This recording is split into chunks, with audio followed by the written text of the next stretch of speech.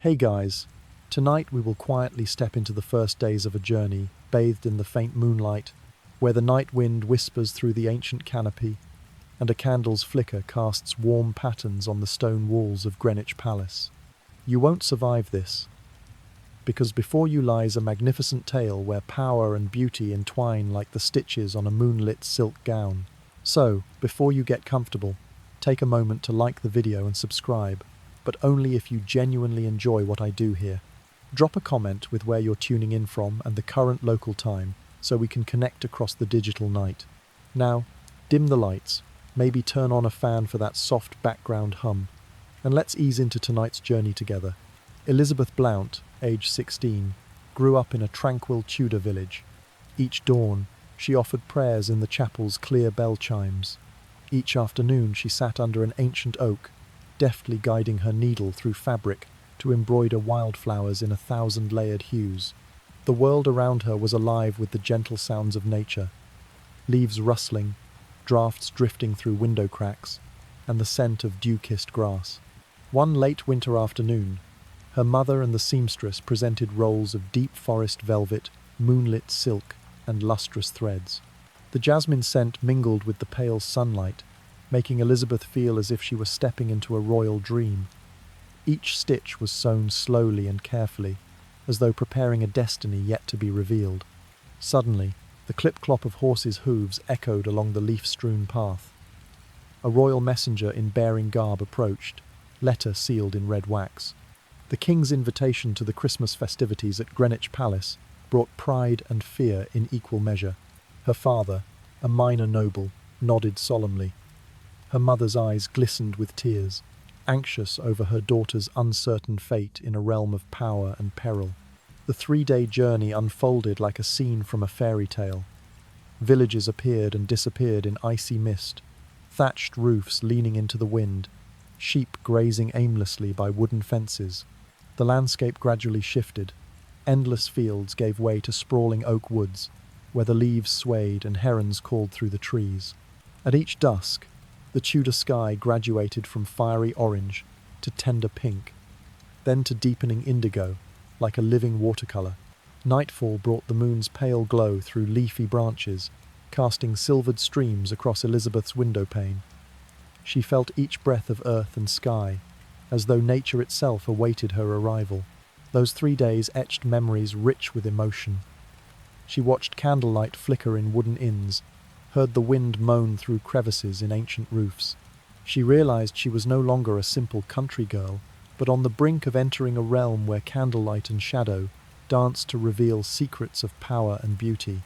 When the great gate of Greenwich Palace finally came into view, Elizabeth was breathless. Moss-clad walls, Roman statues lining the entrance, and ornate golden carvings greeted her eyes. Hundreds of candles illuminated a long corridor, their warm glow dancing on cold stone. Heat from a grand hearth mingled with scents of oak smoke and refined fragrances. At the main doors, stern guards in gleaming armor stood motionless like statues. With her first step inside, Elizabeth felt transported into a luxurious labyrinth of living legend. Her footsteps echoed softly beside the sound of lutes and hushed whispers. In the candlelit hall, her reflection shimmered on painted walls depicting ancient kings and queens. She knew she was about to become part of this dream, with all its wonder and lurking dangers waiting just beyond the threshold. Now, dim the lights, maybe turn on a fan for that soft background hum, and let's ease into tonight's journey together. As the stone walls of Greenwich emerged through the thin mist hovering over the Thames, Elizabeth paused and drew in a slow, deep breath. The whisper of wind through the carriage's window crack sounded like time itself murmuring inhale, exhale, each beat of her heart slowing another notch, bracing her for the moment she would step into this lavish labyrinth. The palace stood bathed in the pale winter sunlight, resembling a living watercolor painting. Towering spires tipped with gleaming gold, the dark clay tiles reflecting a muted azure sky. Each stone in the facade bore the delicate cracks of ages, bridging past and present. The great carved gate, adorned with regal lions, creaked open softly, merging with the gentle sigh of the vast hall beyond. Thump, thump. Elizabeth's heartbeat resonated with the measured tread of the attendants lining the corridor. Clad in silken doublets and pearl-kissed hairpins, they welcomed her as a cherished guest. The breeze from the river carried scents of oak smoke and sweet woodruff, stirring her hair. Entering the main hall, hundreds of candles flickered beneath glass lanterns, illuminating murals of ancient romances and heroic deeds. Every carved motif spoke of painstaking artistry, spiraling foliage, soaring dragons, palm fronds fit for royalty. It felt as though her nerves were attuned to a silent lullaby, echoing through the grand space inhale, exhale. She was guided into the shared chamber, its floor laid with a Turkish carpet woven in intricate designs, where 5 noble young ladies awaited. Each embodied her own tale, curls gleaming in candlelight, gowns in fern, green or blush, pink silk, wrists adorned with jade bracelets that caught the warm glow. The soft rustle of fabric was like the breath of dawn itself. The air carried the heady perfume of tuberose, touched lightly by amber. Among them, Mary Carey, 19 years old, stepped forward with a serene smile. Her eyes sparkled like starlight, and she brushed a strand of chestnut hair behind her ear before speaking. "Welcome to Greenwich, Elizabeth. Breathe in the palace's story." Her voice was a soothing melody, steady as a seasoned heart. Thump, thump. Elizabeth felt her pulse calm further, guided by Mary's reassuring presence. Mary led her to a stained glass window, where winter sunbeams filtered through coloured panes, painting the carpet in soft, rainbow hues. "This is where we learn to read royal signals," Mary whispered. "When the king enters, the air shifts. Whether he wears green or crimson, each gesture we make is weighed." Mary's words rose and fell like piano keys, and Elizabeth sensed the spaces between phrases, inhale, exhale, where her mind stilled and absorbed every nuance. Beyond the window lay the orchard courtyard, paved with worn stones and framed by ancient yews that had witnessed 1,000 winters. The winter wind, cool against her cheek, toyed with the banners that lined the path, their silken edges rustling like soft sighs. "Shh, shh," the breeze whispered as if coaxing her into calm reverie. Elizabeth turned her gaze around and realized she stood amidst a living stage play, each actor knowing their part without cue or script. Everything moved in hushed harmony, like the breath of some great dreamer. She saw her reflection on the old stone wall, Mary's silhouette beside her, and the other ladies trading subtle smiles, gentle nods, light touches of the sleeve, tiny acts, yet saturated with the weight of court life. Mary guided Elizabeth to a carved ebony table, where a vase of white lilies exuded their sweet fragrance.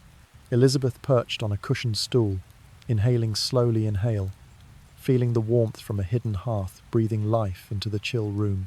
"Here," Mary intoned softly, "every stillness speaks its own message." Elizabeth nodded, attuned to the sighing wind, the crackle of distant firewood, and the steady rhythm of her heart. Unfolding into serenity, she recalled her father's gentle counsel. "Hold fast to your calm, my child." And here, within this gilded maze, Elizabeth felt more centered than she had ever known. Even aware that one glance from the king could rewrite her destiny, she stood ready to welcome every marvel this realm would unveil. Then Mary rose and eased aside the curtain, letting a silver sliver of moonlight spill across Elizabeth's palm. "Now," she whispered, "let the moonlight guide you, your breath and your heartbeat as your compass." In that instant, the room hushed completely, leaving only the rhythmic echo of her own breathing. Exhale, inhale, and the distant murmur of wind through barred windows, gently lulling her into a new dream, where power and beauty intertwined in tranquil accord. Stepping beyond the threshold into the great hall, Elizabeth felt the space widen infinitely, an artificial sky where gentle beams of light intertwined with plush tapestries underfoot. 100 lanterns of glass flickered, illuminating scenes of silver, gold, and crystal-adorned tables. 30 fathoms high, the walls were draped in intricate tapestries depicting ancient romances and legendary battles, painting forests, shimmering rivers, and epic sea engagements. Every detail evoked the sense of entering a living dream where sound and light flowed like soothing waves. Inhale, Exhale. Elizabeth's footsteps echoed softly, like a distant drumbeat, blending with the crackling hearth at the hall's far end. Incense of crushed coconut coals drifted upward from bronze censers, mingling with scents of oak smoke and melting butter from unseen ovens. A muted crack, crack, marked each servant's heel against the cold stone floor, cold, yet warm, like an embrace amid the biting winter. A hush fell as the master chefs entered, moving with deliberate grace, placing culinary masterpieces upon the tables.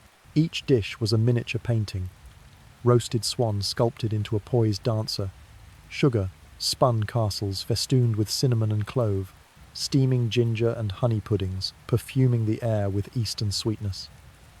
Even the salted eggs were gilded in delicate gold leaf, leaving one unsure whether to light candles to admire the eggs or the carpets. It felt rather like an influencer's morning spread on today's social platforms, but Instagram filters might never be this opulent. Inhale, exhale, no need for comments, just savor each deliberate motion in this grand setting. A soft creak broke the stillness. The enormous ebony doors swung open, and the hall brightened as if 1,000 more candles were lit. The footfalls of Henry VIII, Henry VIII, resounded beneath the vaulted ceiling, each step carrying the weight of authority and the flourish of a seasoned warrior king. Yet, instead of startling, the light softened into a gentle dance that soothed every sense. A muted shh signaled the court's low obeisance. In that instant, conversations seemed to slow, leaving only the murmur of fire, the whisper of wind through high windows, and the breaths of souls watching. No one dared to breathe more loudly than a gentle breeze. Even breath itself could speak volumes. Inhale, exhale. Long tables stretched through the hall, each set with silver candelabra, and between them, vases of pristine lilies. The pure white blooms floated atop verdigris green cloths, forming a tableau of crystalline serenity. The interplay of silver and gold reflected the flickering glow, calming the eyes and minds of all who beheld it. Breakfast here was not merely sustenance, but a pageant of power and refinement. Each silver spoon lay poised as a prop on a stage, ready to chime softly when offered. A gentle clink hovered in the air like a single piano note. Servitors ladled fresh oat porridge, drizzled with honey and cinnamon, and placed it before Elizabeth, as if presenting the dawn itself. Mary whispered beside her, "When the king looks your way, you will feel the sun strike your heart." Her voice was morning mist, soft, with a hint of amused irony. In the 21st century, hiding behind a screen never offers this feeling, dear. Elizabeth smiled, her heart slowing in response, savouring the silent spaces of that moment. Few know that in the early days of Henry VIII's reign, chefs served smoked beaver meat, a delicacy reserved for nobles and royalty alone. Such little-known anecdotes spiced the tapestry of history, seldom recorded in official chronicles. Inhale, exhale. History is full of such mysteries, and today's breakfast was one of them. Laughter and soft conversation rose like incense smoke, unhurried, unforced. Lords and ladies debated expansion of the royal library, critiqued a new poet overlooked by most. Today's fast-paced digital news updates might break with a click, but then power spoke through glances, nods, and subtle smiles. The clatter of cutlery joined the rustle of vellum pages, composing a gentle symphony. Elizabeth closed her eyes, tasting a spoonful of ginger pudding and the silky richness of melting butter. Inhale, exhale. She felt her breath merge with the very breath of the great hall, as though the place itself inhaled and exhaled in harmony. Each exhale a heartbeat deep within her. Nearby, Mary raised a goblet of spiced fruit wine, studded with dried fruit and aromatic spices. A Tudor-era vitamin C, she quipped. Not quite a cure for the common cold, but enough to warm the spirit. Mary's soft laughter wafted like a breeze, dispersing the night mist, instilling a profound sense of peace.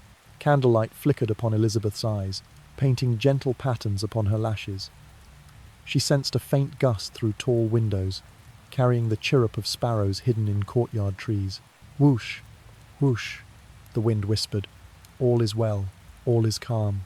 Elizabeth opened her eyes to find Henry VIII crossing the hall, pausing before her table. No words were spoken, yet in that quiet gaze lay both praise and expectation. In that instant, time seemed to suspend. Light, scent, breath, all condensed into a silent symphony. The breakfast waned, but the aftertaste of light and the flavour of power lingered on. Elizabeth knew that in this labyrinth of authority, every moment was a precious gem, to be admired slowly, inhaled with each breath, so that the serene dream might continue unbroken. Inhale, exhale, and the great hall fell into hush, save for the ember-quiet crackle of the hearth, the final lullaby guiding her deeper into slumber, between the realm of courtiers and the glow of dancing candles. As the morning light filtered through the window, brushing the silk curtain and awakening dewdrops on the woven carpet, Elizabeth entered the dressing chamber with a slow, deliberate breath. The soft click-clack of wooden hangers sliding across fabric filled the air. The room was filled with scents of velvet and silk, mingled with sandalwood from an open jewellery box on the table. Everything seemed to slow, every thread and every beam of light lingering in space. Agnes, slender in her ebony maid's attire, presented Elizabeth with a meticulously crafted corset. She spoke with a velvety calm. "This bodice not only cinches the waist, but also shapes your posture, granting an air of authority. Yet remember, flexibility remains paramount. Whether performing a country dance or riding through oak woods, you must breathe freely. Inhale, exhale." Agnes's whisper felt like a gentle breeze, guiding Elizabeth's own breath. Step by step, Agnes helped lace the corset, each ribbon tightened just so, cradling hip and waist like a wooden frame supporting a canvas. When the mirror reflected Elizabeth's flushed cheeks, the morning light scattered across her emerald green gown, shimmering like crystal dew. Inhale, exhale. Tension melted away, replaced by the chamber's soft tranquility. Next, Agnes held out a deep forest velvet robe, its hue like marble beneath still waters. The fabric draped over Elizabeth's shoulders, sculpting a slender silhouette. Agnes murmured, "Today's fashion bloggers might only need a filter to look chic online, but here you wear history itself. Every stitch carries tales of power and intellect." Inhale, exhale. Agnes's quiet laughter resonated like a classical melody. The sleeves, intricately beaded with whole pearls and silver thread, caught light like sunrays filtering through foliage. Using a gold filigree comb shaped like palms, Agnes pinned Elizabeth's coiffure into elegant waves, then gently set the French hood, a symbol of rank, upon her head. The delicate cap, like a thin leaf, reflected candlelight so that her visage appeared sculpted in alabaster. Inhale, exhale. A faint winter breeze slipped through the shuttered window, bearing murmurs from the garden. On the table lay pearl necklaces and engraved gold earrings, poised to enhance Elizabeth's pale complexion without ostentation. Overt opulence is a challenge. Modest allure is true power, Agnes advised. Her words resonated deeply, revealing that attire was more than a covering. It was an unspoken language of status and resolve. When Elizabeth inhaled deeply, the scent of rose, otto, and musk rose from a few drops of perfume on her wrist.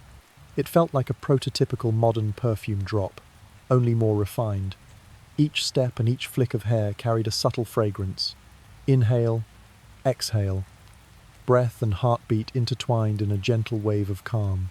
In that moment, Agnes shared a little-known anecdote. In Henry VIII's early reign, women wore wooden wedges in their heels to appear taller, concealing them in thick soles. No one dared mention it after one noblewoman slipped and sprained an ankle. Imagine stepping into a too-tight shoe in heels. Quite a challenge.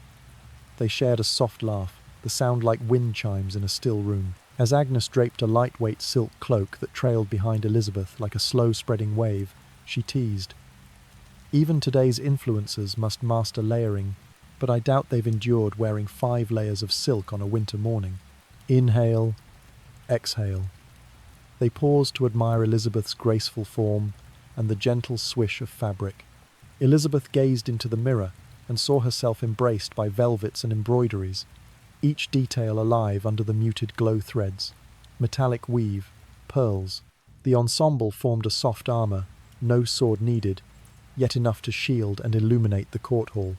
Inhale, exhale. Emotions drifted slowly like a river flowing into twilight.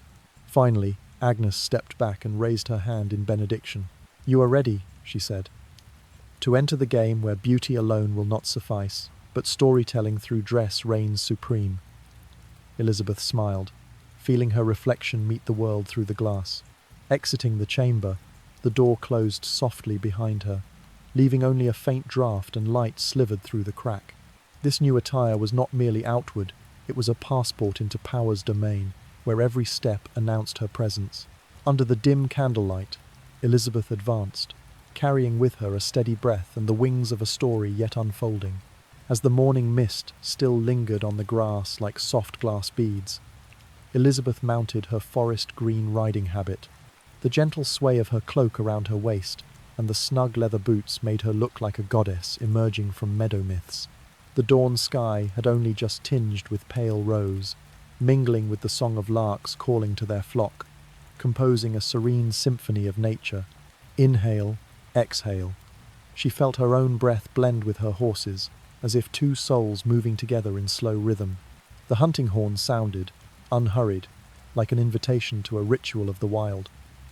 The mounted party emerged through the stone gate, each hoofprint tracing a shallow line in the dewy ground. Ancient oaks stood motionless, their leaves whispering in the breeze like a soft lullaby. Fields of feathery grasses swayed golden under the morning sun, reminiscent of those solitary runs through untamed wilderness, though certainly without any GPS or Bluetooth earbuds in a pocket. Elizabeth's steed, a noble mare with a mane as silky as spun, silk paced alongside the king's mighty destrier, a pairing of grace and power. She gripped the reins, attuned to each fluid stride. The scent of damp earth and horse blended in the air.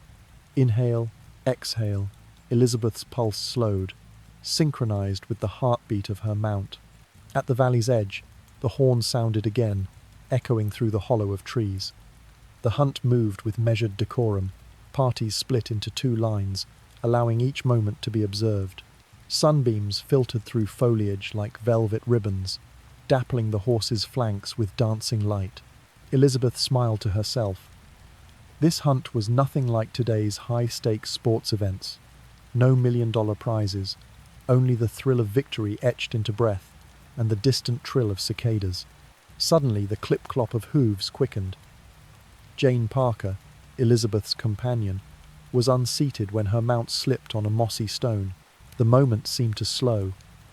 The wind stilled. The horn fell silent, leaving only Elizabeth's sharp inhale and the dry rustle of fallen leaves under Jane's body. Inhaler, exhaler. Without hesitation, Elizabeth spurred her horse forward, digging her heels into damp earth until she caught Jane. She knelt, lifting her friend's form into her arms, feeling warmth spread from Jane's body. The mingled scents of horsehide, autumn leaves, and morning dew filled the hush around them. That simple act of courage and compassion rippled through the hunt, drawing every gaze to Elizabeth. Inhaler, exhaler. King Henry dismounted his destrier and approached. He called out, "Well done," his voice riding the forest breeze with genuine admiration. No trumpets blared, no drums beat, only hushed murmurings among the courtiers and the steady breathing of the horses. The scene was akin to today's equestrian cross-country, where virtual applause follows a live-streamed heroics. But here, applause came as synchronized heartbeats, and the king's glance was the most coveted prize. Elizabeth helped Jane back into her saddle, the velvet sleeves of her habit brushing like a gentle wave. Her hair, still damp with dew, caught the morning light. She rode slowly, ensuring Jane sat steady. Inhale, exhale. Only her soft voice broke the silence. "Are you all right?" Jane nodded, offering a weak but grateful smile. The entire hunting party paused, granting them a moment of calm. Henry stepped forward, the sun filtering through the leaves to cast his features in warm gold. He doffed his cap and bowed slightly. "Thank you for your bravery," he said, words gentle yet resonant in the stillness. Bravery here was not about triumphant glory, but an honest gesture, as sure as a steady breath among ancient oaks. Mary Carey, standing behind, whispered, "In the 21st century, they'd call this an inspiring moment online. Number Tudor rescue would trend in no time." A soft laugh rippled through the group like gentle waves caressing meadow blooms. The hunt resumed at a quieter pace. The oaks remained sentinel, witnessing tales of courage and kindness. Fields of grasses rippled beneath the breeze as if comforting weary hearts. Elizabeth rode beside the king, feeling the warmth between their steeds. Inhale, exhale. As the sun climbed higher and lit the valley in vivid gold, the hunters dispersed onto a grassy knoll overlooking a mirrored pool.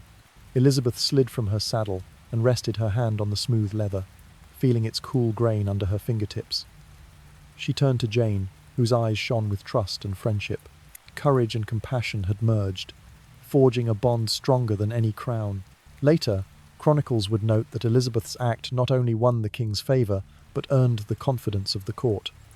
Yet deemed too anecdotal for formal record, it remained a sweet legend shared in hushed tones.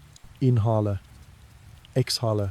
Now, with the sky blazing and birdsong a vivid chorus, Elizabeth and the hunting party made their way back toward the palace. Hooves tapped a steady rhythm, promising a new day of hope and discovery. In her heart, courage was no distant ideal, but as natural as breath, gentle, essential, unending. Inhale, exhale. And the story rippled onward, a soft wave touching every soul who witnessed it. When torchlight flickered down the long corridor, it painted warm streaks across the ancient stone walls. Elizabeth's footsteps echoed like a gentle melody. Inhale, exhale. As she passed column after column, the scent of wax and oak swirling in the cool air. 3 days after the hunt, she held a private invitation from Henry VIII, an audience after the evening's entertainments, a meeting of only 2 souls seated by firelight. Agnes had prepared a midnight blue gown for her, simple yet elegant, accentuated by tiny pearl earrings. When Elizabeth slipped into the dress, each layer of fabric embraced her form, creating soft contours like moonlight rippling across a lake. A whisper of amber fragrance drifted around her neck, an invitation into hushed warmth. The ebony door opened into the audience chamber, modest in size yet ablaze, with the glow of countless candles set upon brass trays, their flames reflecting into a canopy of twinkling light. The hearth crackled, rattle, crackle, heating the floor's worn bricks. A silent clock on the mantel ticked each measured second, reminding them all to breathe slowly. Henry stood beside the hearth, his velvet cloak pooling at his feet, embers reflected in his dark robe. When Elizabeth entered, he lifted a spiced wine to welcome her. The aroma of cinnamon, herbs, and a hint of dried mango filled the space like a specialty cocktail from a modern speakeasy, only without a menu or crowd. Inhale, exhale. The warmth chased away the night's chill as he spoke in a velvet voice. "I wish to know you, not merely behold you." Those whispered words melted any lingering reserve, transforming the room into a haven of trust. Candlelight danced across Elizabeth's features, her eyes shining like emeralds. Every phrase felt intimate, as though exchanged between old friends by a hearthside. He shared a little-known custom. The royal court once gifted one another sandglasses as tokens of friendship, marking time shared. One noble reversed the hourglass to prolong a precious meeting, only to spill the last grains of intimacy, prompting gentle laughter. Inhale, exhale. That anecdote added a playful hue to the solemn surroundings. Elizabeth recounted rescuing Jane amid the oaks, her excitement for every courtly lesson. Henry listened, unwavering gaze. No need for ceremonial fanfare, only sincerity and flickering firelight. He recalled French verses she adored, softly quoting in the original tongue, stirring her spirit. The foreign cadence felt like an ancient lullaby. In that moment, Elizabeth recognized modern parallels in late-night video calls, where hearts connect across screens through words of comfort and care. Here, no signal dropped, no emojis, only breath and flame witnessing the exchange. Inhale, exhale. The hearth's rattle, crackle, persisted like a living lullaby. Henry set his goblet aside, stepped closer, and inclined his head. "Your courage and heart have moved me," he murmured, voice resonating in the stillness like the soft chord of a harp. No audience, just two hearts in harmonious accord. A gentle breeze drifted through a window slit, causing the candles to dance and cast wavering patterns on the walls. The mingled scents of oak smoke, aged wine and silk lingered at Elizabeth's senses. She closed her eyes, drawing in the warmth of this moment. Inhale, exhale, savouring every flicker of flame and every whispered word. Before she departed, Agnes draped a small fur-lined shawl around her shoulders, carrying a hint of mint and meadow grass. "Tonight, all the court rests quietly so you may sleep in peace," she whispered. Elizabeth felt the plush fabric enfold her journeys of the night. When the door clicked softly shut, only the hearth and the slow tick of the clock remained. Elizabeth walked gently back down the corridor, breath and shadow entwined, carrying with her the glow of candlelight and the warmth of heartfelt confession. That night, her dreams would be lit by flickering flames, spiced wine poetry, and genuine words treasures beyond any crown's worth. As the lavender-hued twilight cloaked the palace gardens, its glow scattering across the rose petals and hedges, Elizabeth followed the gentle footsteps of the Duchess of Norfolk along the winding path. The fading light pierced the marble columns in warm streaks, casting lazy shadows on the soft grass. Each step stirred the soft rustle of fallen leaves, a dainty accompaniment to the wisdom about to unfold. A mild breeze carried the evening's scent rain-kissed earth and mellow blossoms, inviting everyone to surrender to the hush. Intellect must be nurtured like a hidden orchard. The Duchess's velvet voice drifted over. She settled on a stone bench, adorned with carved motifs, candle lanterns glowing overhead like fireflies suspended. Her silvery hair gleamed in the faint light. When the king discourses on politics or religion, do more than nod. Pose probing questions that make him feel your respect and challenge his mind. Inhale, exhale.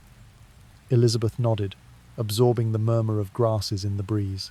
Nearby, a still pond mirrored the deepening sky, the surface rippling gently as white rose petals drifted into its embrace. "Stimulating intellect is like tossing pebbles into this water," the Duchess continued, dipping her finger in and watching concentric circles unfurl, not disruptive, yet stirring currents deep below.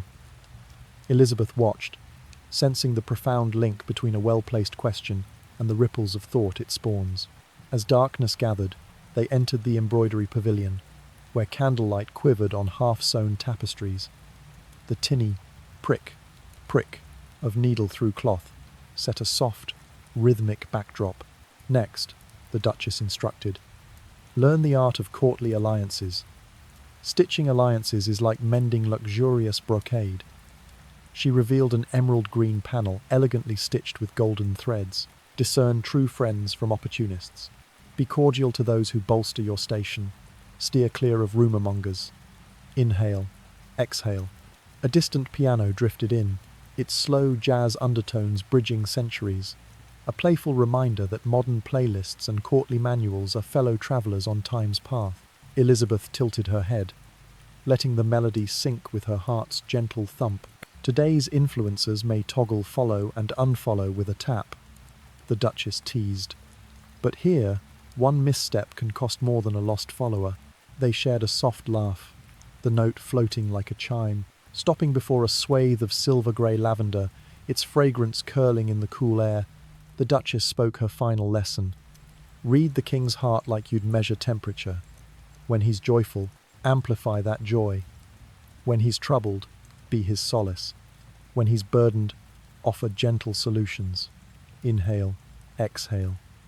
Elizabeth lifted her gaze to the emerging stars, her pulse slowing in concert, ready to observe every shift.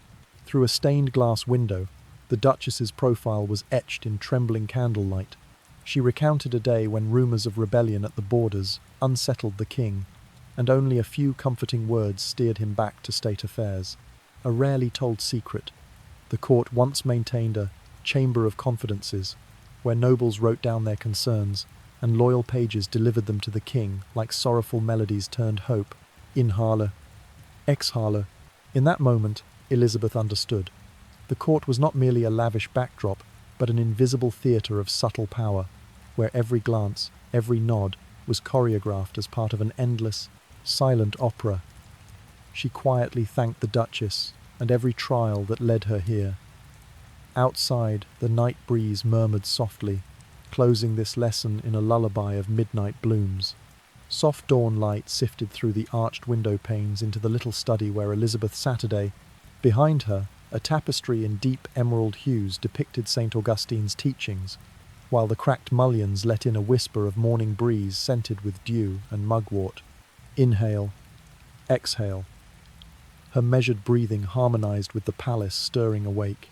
By the glow of honeyed candlelight, Elizabeth leafed through a leather-bound volume, noting reformist theses she'd recently discussed with the Duchess of Norfolk. When she expressed interest in Augustine's doctrines and the ideas of Martin Luther, Henry summoned scholars across Europe to debate in the Great Hall. Far from modern, frenzied live-stream debates, Tudor theological disputations unfolded in sonorous tones, questions tossed like pebbles onto a still lake, each ripple revealing a new depth of thought. Thomas Wolsey, the king's chief minister, sat by a window frame, his eyes brightening whenever Elizabeth spoke. Rather than commission her to circulate formal petitions, he quietly shared private letters from French envoys, enabling her to weave persuasive remarks in private council. Inhale, exhale. The soft rustle of parchment as Elizabeth turned pages sounded like whispers of silent influence. The dawn's light made the tapestry of Augustine seem alive, its painted drapery and flowered curtains stirring with hidden vitality. Elizabeth suggested that if the king grasped theological nuance, he might boldly champion reform. Today, a CEO might launch a podcast to change corporate culture. In Tudor times, Elizabeth gently stirred spiritual currents to kindle new ideas. Outside, the garden pool lay mirror calm, the slightest breeze sending concentric rings across its surface. Little known fact, Elizabeth murmured to Wolsey's nod. The court received the first printed edition of the 95 Theses from a Wittenberg monk. He chuckled in admiration. Inhale, exhale. Such small anecdotes enriched the feast of ideas without fanfare. In the candlelit hall, its vaulted ceiling glowing amber, Elizabeth spoke of placing a Roman statue in the north garden, an emblem of classical learning and humanism. Her words fell softly, like an unaccompanied nocturne, each phrase echoing in attentive hearts. Some today post selfies before monuments. Elizabeth chose sculpture to plant seeds of inspiration. Henry paused, his gaze sweeping the room. Each nod from courtiers, each subtle smile, affirmed her quiet sway. Elizabeth felt the hearth's warmth, the scent of oak smoke, blending with her calm, steady breath. Inhale, exhale. History itself seemed etched anew in that hushed moment. Wolsey leaned in and whispered, "Your influence runs deeper than any royal decree." He reminded her of an unpublished ordinance establishing a school for noble women. Only a select few knew. Elizabeth's gentle advocacy on education spurred the king's signature. Inhale, exhale. Again, silence carried its own power. The chamber fell into profound stillness, broken only by wind stirring the window casement and the faint perfume of sweetheart roses from the orchard beyond. Every development felt choreographed to nature's breath. Elizabeth realized authority need not thunder, it could flow unseen like a subterranean stream, nurturing fields of thought. As the council dissolved and candles guttered low, each attendee departed like drifting petals. Elizabeth inhaled deeply, exhaled, watching the last flames flicker. Though absent from public record, her voice had cast ripples across the court's currents, ripples that would echo clandestinely through the annals of lesser-known history. As the lilac-hued dusk settled across the palace grounds, the final rays of sun threaded through the arched window panes, casting dreamy streaks across the silken rug of the private audience chamber. There, only the soft clink-clink of porcelain teacups on a silver tray and Elizabeth's measured breath, inhale, exhale, sounded in the hush, punctuated by the faint tinkle of wind chimes beyond the casement. Since that first fervent hunt, their passion had blossomed into something deeper, an intellectual and emotional partnership. Now, Henry saw in Elizabeth not just a fragile beauty, but a source of empathy, wisdom, and steadfast support. Inhale, exhale. The evening air carried the whisper of leaves, inviting the next chapter of their evolving bond. He pressed into her palm a small, leather-bound journal, its cover a rich shade of teal. Inscribed inside was his spidery script, "To my trusted companion." Within its yellowed pages lay lines of his reflections on a newly printed French poem he believed would elevate the soul. Elizabeth turned each page reverently, tasting the cadence of verse. "I long to hear your thoughts," he murmured. In that crimson-draped room, firelight dancing on fluted columns, their words became a private symphony. Soon, Elizabeth was summoned to a sealed council, meeting a role beyond mere consort. The upstairs chamber, lit by flickering oil lamps, displayed miniature models and plans for the new palace wing. Golden halos of light pooled on the blackwood conference table, accentuating silver inlays and gemstone-encrusted corners. Inhale, exhale. The hushed rustle of scrolls complemented the soft rumble of distant drums. As ministers debated layout, Elizabeth suggested aligning the northeastern windows to welcome dawn's first glow, and creating a meditation grove with aromatic rosemary, a visionary notion centuries ahead, though today it might seem akin to designing a wellness retreat. A grinning noble quipped, "Her council is like a modern-day filter refining royal architecture with subtle elegance." Inhale, exhale. That jest, light-hearted as a social media meme, eased tension in the marble hall. At another private summit, Henry invited her to plan the grand spring banquet's decor. Lanterns shaped like cherry blossoms were to be strung through the central gallery, their soft petals casting floral shadows on stone floors. Elizabeth proposed scented tallow candles, infused with bergamot, a scarcely known Tudor innovation that modern spas champion. A lone ostrich feather fan fluttered in the corner, lending the space an air of gentle luxury. One afternoon, the king discussed the upbringing of his illegitimate son, Henry Fitzroy. In a sunlit alcove lined with priceless tomes, Elizabeth conferred with the Duke of Norfolk on teaching Stoic philosophy and astronomy, unusual privileges for a boy born outside wedlock. Inhale, exhale. The scratch of quill on vellum marked this quiet revolution in royal pedagogy. Thus, Elizabeth transcended the role of mere royal favourite to become his spiritual advisor, her influence rippling through the court's tangle of protocol. Courtiers whispered with wry smiles. Though she lacks a social media handle, her impact outshines any trending hashtag. Their laughter drifted like a babbling brook through the corridors. One moonlit evening, beneath a sky brushed with silvery clouds, Elizabeth and Henry strolled the round reflecting pool, its surface mirroring willow fronds that dipped gracefully. He recounted a secret visit to a Parisian book fair, where he acquired a rare edition of the Traveller's Journal just for her. "In our age, people bid on eBay for first editions," she teased. "But we chase history itself down dimly lit stalls." Inhale, exhale. Their steps echoed softly against cobblestones. Their relationship bloomed on shared respect and intellectual kinship. Henry transitioned from admiring an ephemeral beauty to cherishing her inner depth. Elizabeth whispered, "You taught me that power lies not solely in crowns but in knowledge and responsibility." Their eyes locked, unspoken understanding passing between them. Late that night, they returned to the cosy salon, seated side by side before the hearth's fading coals. The crackle, hiss of embers issued a final warmth. Elizabeth read aloud a passage from Spenser's epic verse, and Henry closed his eyes, letting each rhyme settle like a lullaby. Inhale, exhale. Poetry and firelight wove a gentle tapestry around their hearts. Before parting, Henry placed a gentle hand on her shoulder and declared, "We are no longer sovereign and subject, but partners shaping tomorrow." Elizabeth's smile was like dawn's first light, hopeful and bright, as the last candle guttered to a close. Yet the flame kindled in their spirits, burned unwavering, lighting the path for all days to come. Soft amber candlelight filled the grand room, creating ethereal glimmers on the marble walls. Elizabeth stood at the window, listening to a lute's gentle melody, each note dripping like honey into the quiet space.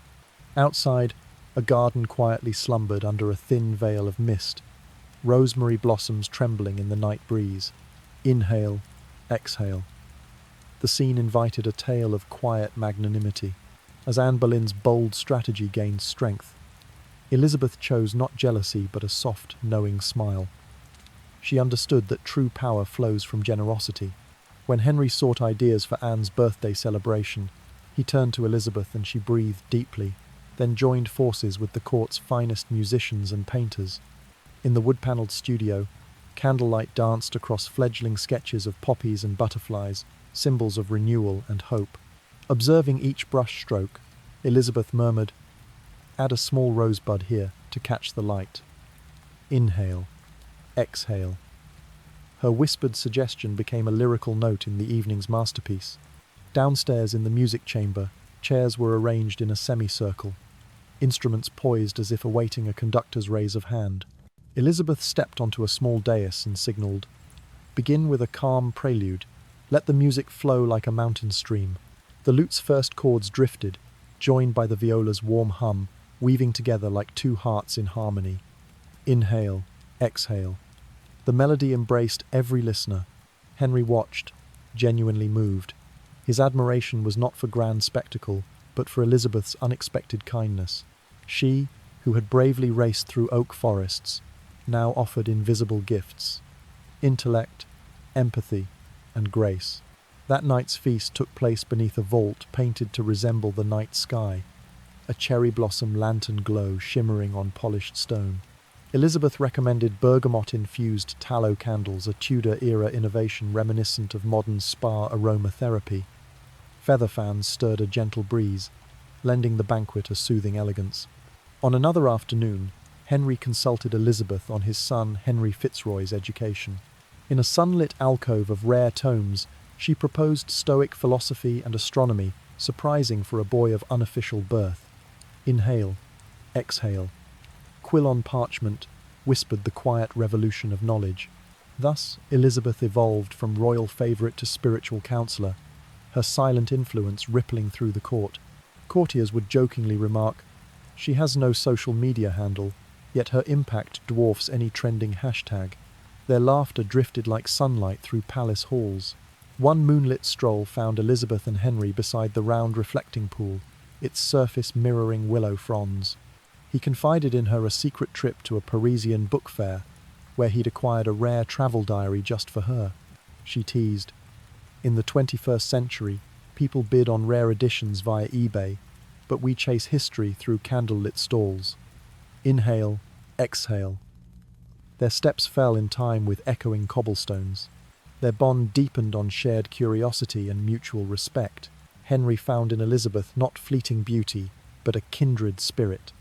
She whispered, "You taught me that power rests not in crowns, but in knowledge." Their eyes met and needed no more words. Late that night, in the cosy salon, they sat by the hearth's dying embers.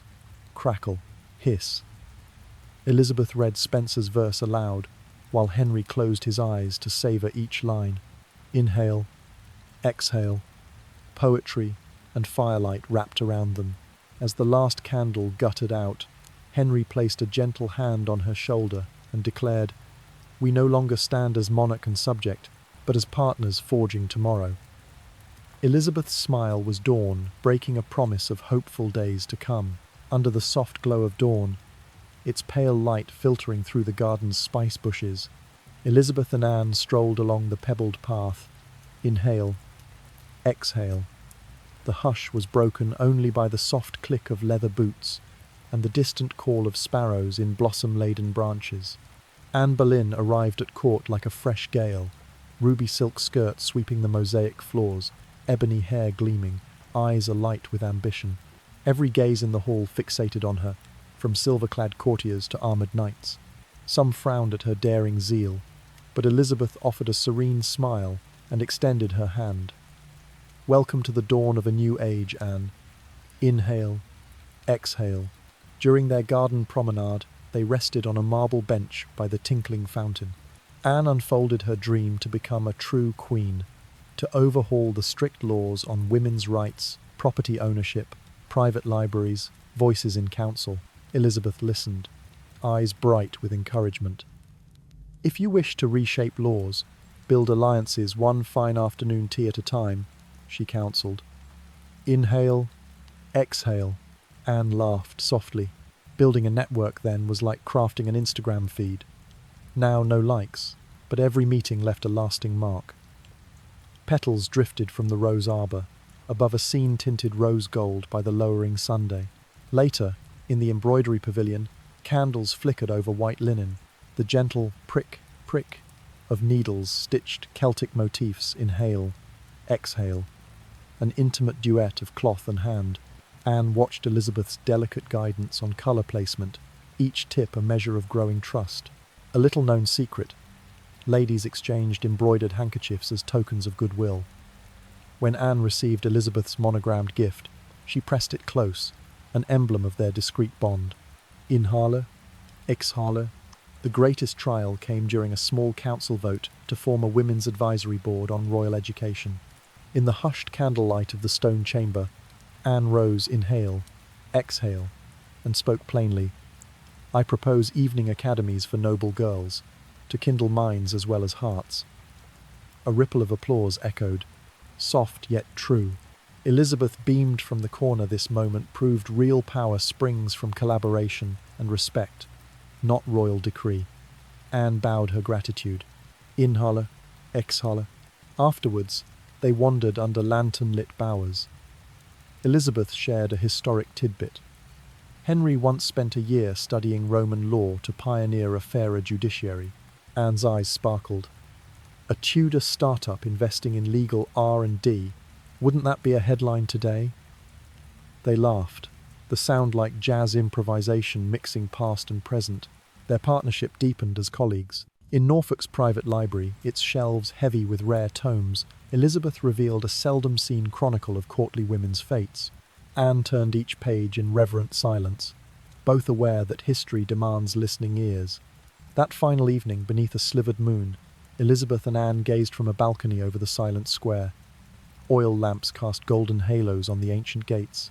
Today they might call this a women's empowerment retreat, Anne mused. But for us, it's simply friendship and compassion. Inhale, exhale. They toasted with mint and licorice tea, its warmth sealing their pact. As the embroidery chamber's door closed and the last candles guttered out, a quiet fire of magnanimity and camaraderie burned bright within both their hearts. Moonlight filtered softly through the arched windows, painting ghostly ribbons across the blackwood floor as Elizabeth and Anne sat at the secluded council table. Only the warm glow of a single candle illuminated the leather-bound envelopes arrayed before them. Inhale, exhale. The hush deepened their breaths into silent preludes for the political pivot they faced. As Anne's ascent in court power became increasingly aggressive, Elizabeth chose a different path, forging alliances through intellect and forgiveness. In the candle's amber light, she arranged the delicate letters each, a discreet invitation or proposal like modern networking emails, minus the spam folders. Outside, a gentle spring breeze brushed through the herb garden, carrying the scent of damp earth and whispered jasmine. Cicadas droned in the distance, their steady rhythm accompanying the pen's soft scratch on parchment. Elizabeth guided Anne on the art of courtly approach. Host afternoon tea with the Duchess of Shropshire, presenting Luther's treatises as conversation starters. Inhale, exhale. Anne nodded, eyes alight with strategy. Their collaboration unfolded quietly, like building a professional network via LinkedIn at dusk, but here, each handshake and teacup left an indelible mark. Around them, the candle flickered, heartbeats synced to its gentle pulse. Meanwhile, Thomas Wolsey and the Duchess of Norfolk collected whispers and counsel, feeding Elizabeth private dispatches from French envoys. Wolsey counselled, "Choose your words like filters for a portrait. One wrong shade spoils the effect." Norfolk added, "Speak softly but with weight, like crafting the perfect artisanal tea." Their analogies felt oddly modern, weaving past and present. At the stroke of midnight, Anne set down her quill. "We're like co-founders in a startup," she murmured, "pivoting when needed, drafting emails by candlelight. Their laughter bloomed like night, blooming roses in the dusky air. Inhale, exhale. Later, sinking into a velvet chaise, Elizabeth described a little-known event. The court once hosted an Italian mathematician whose miscalculated tables kept ministers awake all night, correcting fractions. The anecdote rippled through the candle-lit chamber, adding a spicy note of humour to solemn strategy. The real turning point came when Henry received those convincing dispatches, responding from his study overlooking the rose garden with a satisfied smile. He penned his support for educational reform, paralleling today's CEO quick to endorse company culture shifts via internal blog posts. The reform decree establishing schools for noble women was announced weeks later, the first major change in decades. Elizabeth learned of it during a private session, the overhead lantern's glow reflecting in her tearful eyes. Inhale, exhale. Standing by the blueprint wall, Elizabeth and Anne surveyed the new wing designs. Classrooms, libraries, contemplation gardens. Inked in pale blue on parchment, the possibilities glimmered like dawn. Anne turned to Elizabeth. Who knew small letters could reshape a realm? Elizabeth smiled softly. Whether a kingdom or a global corporation, it thrives on empathy and insight. They stepped onto the windy balcony overlooking the grand square, lantern lights mingling with starlight. A lute's distant melody drifted up a gentle call to reflection. Inhale, exhale. The moment held a collective secret shared between souls. Elizabeth mused. In the modern world, they might swap tea for espresso, yet the core tactic crafting strategic emails of compassion remains timeless. Inhale, exhale. And so their story sailed on, a quiet tide of understanding, soothing the hearts of all who heard it. Soft morning light streamed through the stained glass windows of the grand hall, painting mosaic patterns on the marble floor. The air was so still that one could hear the faint rustle of silk gowns. Inhale, exhale, inviting all to quiet reflection as the court prepared to embrace profound change. Under Elizabeth and Anne's subtle influence, the kingdom began a remarkable transformation. The first midnight council convened while candles still flickered, casting shifting shadows on rows of scrolls. Henry granted Elizabeth the floor to propose an expansion of the royal library. Oak bookcases soared skyward, their shelves lined not only with classical philosophy, but with travelogues from Byzantium and treatises from the Far East texts few had ever laid eyes on. The spines of those tomes glowed amber in the candlelight, promising new worlds of knowledge. Elizabeth's voice, soft yet resolute, broke the hush. We should commission additional works by Galen and the Latin translations of Euclid's Elements. This will signal our court's commitment to both medical and mathematical advancement. Her words landed gently, as carefully chosen as fine ink on vellum. Inhale, exhale. The room's breaths synchronized with hers. Next, Anne rallied the council to reconsider laws restricting women's political roles. The candle flames wavered, illuminating embroidered tapestries of royal triumphs in a hopeful glow. Anne stood tall against the hush. I propose granting noblewomen the right to elect council delegates.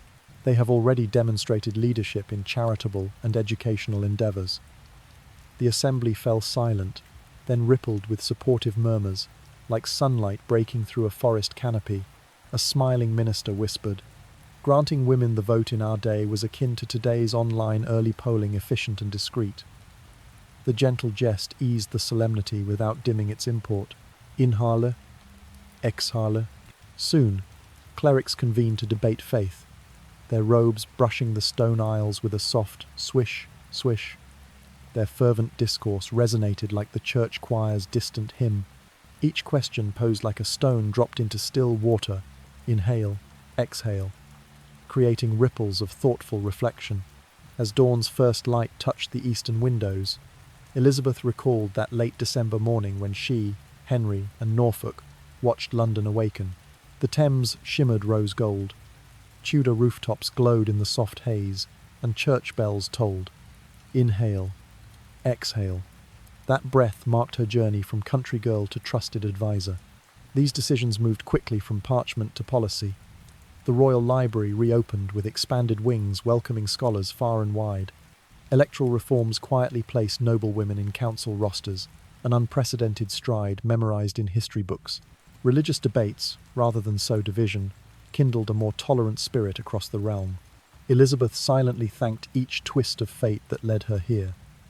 The court had ceased to be a stage for solitary power and become a crucible of ideas. Women's voices rose not as ephemeral ornaments, but as architects of tomorrow.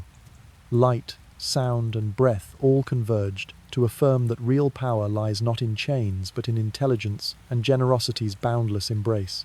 Dawn's pale hues crept across the moss-covered roof of the royal chapel, filtering through stained glass panes to scatter rainbow shards upon the marble floor.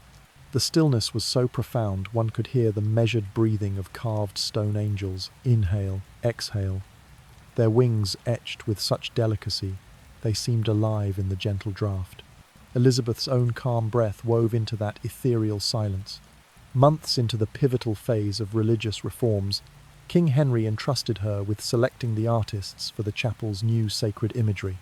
Entering the Sala delle Arti, she found towering vaulted ceilings, adorned with gilded motifs, and ebony-panelled walls glowing in the soft candlelight. Tiny windows cast dancing reflections on white marble, like a miniature Milky Way. A faint rustle sounded as she delicately traced the first charcoal sketch. Under that flickering glow, Elizabeth unveiled her eponymous style, a blend of feminine grace with symbols of hope and forgiveness. She guided the painters to depict Christ's light-piercing shadowed frames and the Virgin Mary like an undying lotus in murky waters. They mixed hues of lavender gold and emerald blue, akin to brewing Earl Grey tea with a drop of honey for warmth. Few know that Elizabeth once insisted the crucifix be modelled after an oak tree's silhouette, symbolising resilience and eternal life. While sounding like a mythic whim, the final image exuded gentle strength, strikingly different from the sombre religious art typical of the era. Inhale, exhale. Her soft breathing seemed to infuse each brushstroke. As the artists worked, Elizabeth observed quietly, candlelight intertwined with noon's rays streaming through glass, reminding her of modern times. Curating these divine visions felt much like assembling a Spotify playlist. No skip ad, just an immersive spiritual journey. When the paintings hung in the chapel, amber dawn rays kissed their wooden frames, bringing biblical scenes to vibrant life within hushed aisles. Scholars hailed it as a turning point for royal art, dubbing it Elizabeth's style, the sophisticated marriage of aesthetic and morality. They likened it to later Baroque flourishes, noting she had been a pace-setter long before hashtags trended an influencer without the internet, leaving an invisible number Elizabeth-style mark. Word spread beyond the kingdom's borders. Diplomatic dispatches praised. Her Majesty's work has brought solace to souls and renewed faith among the populace. Elizabeth read the translation by the last candle's flicker, feeling a soothing warmth not from pride, but from knowing she'd touched hearts. She recognized that true legacy lies not in gilded thrones, but in the ripple of inspiration and profound humanist reforms. Amid the chapel's serene glow, Elizabeth slipped behind a rose-embroidered curtain, letting her art and policies speak instead. Inhale, exhale. The chapel's breath merged with distant hymns, a lullaby for weary spirits. Those vaulted frescoes now reminded all who entered that forgiveness and hope endure beyond time and power's fleeting grasp. Golden rays unfolded over Tudor skies, bathing London in gentle warmth. Morning mist lifted, each beam of light glimmering through the great stained-glass windows and dancing atop the Thames's ripples. The harbour's lively foghorns joined the river's soft lapping in a morning symphony, awakening this maritime city. Under Queen Elizabeth I, England blossomed into a naval powerhouse. White-sailed ships braved the vast oceans, voyaging past coral reefs and boundless seas, to bring home fragrant sandalwood and exotic spices, cinnamon and nutmeg from distant eastern lands. London's docks buzzed like a modern stock exchange, fishermen and merchants swapping tales of high seas adventures, much like tech founders sharing startup success stories. At dawn, Anne Boleyn's carved inscriptions before St. Paul's Cathedral glowed anew. The worn letters, kissed by the earliest light, reminded passers-by that justice and faith endure. Today, digital scans of those ancient engravings circulate online as cultural heritage, letting millions still hear the whispers of history. Elizabeth I, the city's guiding moon, transformed London into a beacon for the realm. Lavender fields around Hampton Court unfurled violet blooms under soft breezes, perfuming the dawn with delicate melody. Sparrows and finches greeted the new day in chorus alongside the chapel's distant bells, weaving a lullaby of peace. On the southern shores of England, gentle waves lapped pearly sands in a morning serenade. The sea, tinted aquamarine under the rosy sunrise, mirrored the sky's pastel hues. Small fishing boats bobbed on the horizon like jeweled ornaments on water, reminders that every vessel embodies the dream of charting unknown paths, just as Elizabeth once dreamed of leading her country into a bright new age. Few know that the hidden archives of Whitehall House, Francis Drake's original hand-drawn voyage map, inked with peppery annotations and hints of rum's tang, it charts his global circumnavigation, an emblem of daring exploration akin to modern innovators testing uncharted frontiers despite possible setbacks. Sunlight filtered through ancient oaks in the upper gardens, casting dapples of light and shadow across winding gravel paths. Your breath aligns with nature's rhythms, slow, steady, a heartbeat in sync with the world. The rustle of leaves and the trickle of a distant stream lull the spirit, offering tranquility amid life's ebbs and flows. Inside the palace, polished brass lanterns lit the grand hall, reflecting scenes of sailing ships set to sea on painted canvases. These rarely viewed paintings acted as secret communiques among court insiders, Tudor equivalents of internal emails, marking England's transformation from a medieval landlocked power into a maritime titan. As dusk fell, the sky blushed with pink and amber hues, as if a vast curtain were gently drawn at day's end.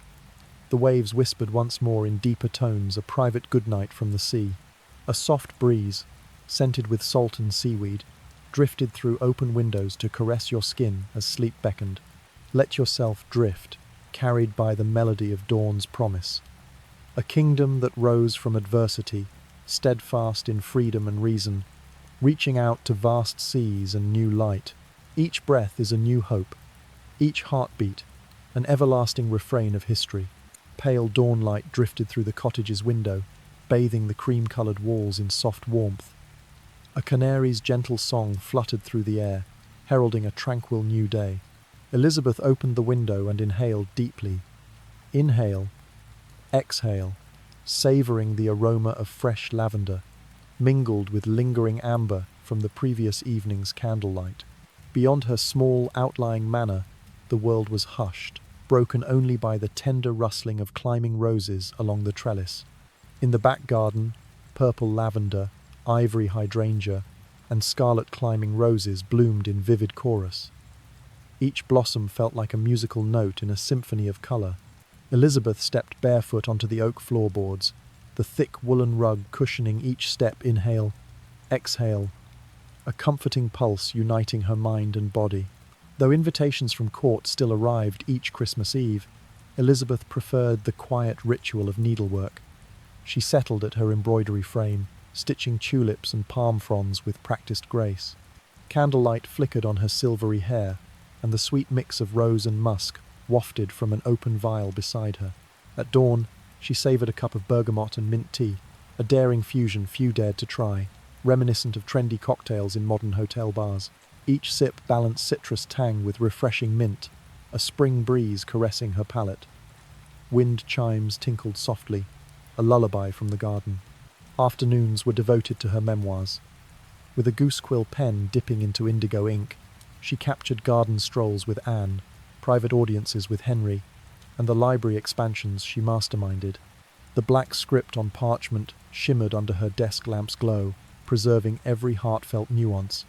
Inhale, exhale. Each word felt like a breath, a living thread in history's tapestry. The Duke of Norfolk often visited for afternoon tea, jasmine fragrance trailing behind him.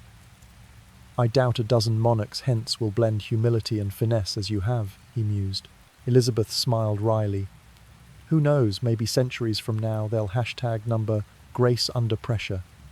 their laughter lilting like a chamber ensemble's closing movement. Anne, too, frequently arrived bearing new tomes from distant courts. In the sunlit library, they compared notes on the latest French poetry. Today, they tweet their passions in real time, Elizabeth quipped. But these handwritten letters retain a certain gravity. Inhale, exhale. The comparison felt as timeless as their companionship. Evenings found them on the veranda, beneath moonlight's silver veil. Cricket songs scored the night, and the absence of artificial lanterns let the stars outshine any earthly glow.